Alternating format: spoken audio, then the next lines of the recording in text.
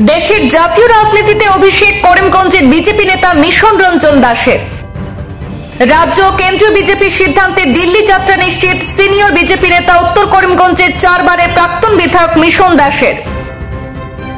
আসামের রাজ্যসভার 2টি আসনের একটিতে প্রার্থিত্ব পেলেন মিশন রঞ্জন দাস। আসামের 2টি রাজ্যসভা আসনে প্রার্থিত্ব পেলেন এআইসিসির অধ্যক্ষ মিশন রঞ্জন দাস এবং প্রাক্তন সাংসদ তথা কেন্দ্রের প্রাক্তন রাজ্যিক মন্ত্রী রামেশ্বর তেলী।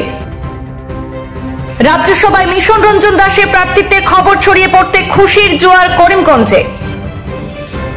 করিমগঞ্জ লোকসভা আসনে মিশন দাসের প্রার্থিত্বের দাবি উঠেছিল, কিন্তু শেষমেশ দলীয় মনোনয়ন পেয়ে সাংসদ নির্বাচিত হয়েছেন কৃপানাথ মালা। কিন্তু এবার আসামকে প্রতিনিধিত্ব করার সুযোগ পেলেন করিমগঞ্জের তাবড় রাজনীতিবিদ 4 বারের প্রাক্তন বিধায়ক, প্রাক্তন রাজ্যিক ইন্ডাস্ট্রিয়াল ডেভেলপমেন্ট কর্পোরেশনের চেয়ারম্যান এবং বর্তমানে এআইসিসির অধ্যক্ষ মিশন রঞ্জন দাস। বিদ্যার্থী মোর্চার হয়ে কলেজ জীবন থেকেই সক্রিয় রাজনীতিতে অভিষেক হয়েছিল পেশাগত আইনজীবী মিশন রঞ্জন দাসের। 4বার উত্তর করিমগঞ্জ থেকে বিধায়ক নির্বাচিত হয়েছিলেন তিনি। বলতে গেলে বাজপেয়ী আমলেও রাজনৈতিক ফর্মে ছিলেন মিশন রঞ্জন দাস। দলের নানা চড়াই উতরাইয়ের সঙ্গে ছিলেন মিশন রঞ্জন দাস। দলের দুর্দিনে এবং সুদিনে সমান হারে দলের অগ্রগতিতে অবদান রেখেছিলেন। শেষ পর্যন্ত দল চওড়া দামে মূল্যায়ন করল করিমগঞ্জের কৃতি সন্তান মিশন দাসের।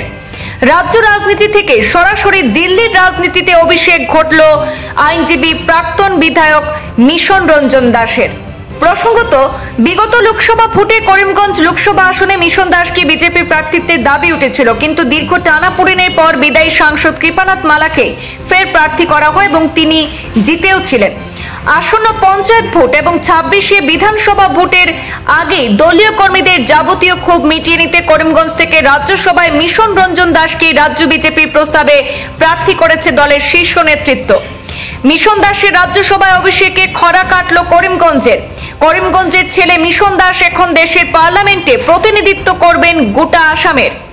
এদিকে রাজ্যের 2 রাজ্যসভা আসনের একটিতে মিশন রঞ্জন দাস এবং অন্যটিতে প্রার্থিত্ব পেয়েছেন প্রাক্তন সাংসদ ও মন্ত্রী রামেশ্বর তেলী। তিনি দুলিয়াজান সমষ্টির প্রাক্তন বিধায়ক এবং বিজেপির বিগত দিনে কার্যকালে ডিব্রুগড় লোকসভা আসনের সাংসদ ছিলেন। তিনি বিগত কার্যকালে কেন্দ্রীয় রাজ্যিক মন্ত্রী হিসেবে ছিলেন। এবারের নির্বাচনে ডিব্রুগড় লোকসভা আসনে প্রাক্তন মুখ্যমন্ত্রী সর্বানন্দ সোনোয়াল সাংসদ নির্বাচিত হওয়ার আগে থেকেই ধারণা করা হয়েছিল রামেশ্বর তেলীকে পাঠানো হতে পারে রাজ্যসভায়। এবার আসামের 2টি আসন থেকে রাজ্যসভায় প্রার্থিত্ব পেয়েছেন করিমগঞ্জের মিশন রঞ্জন দাস এবং ডিব্রুগড়ের বাসিন্দা রামেশ্বর তেলী।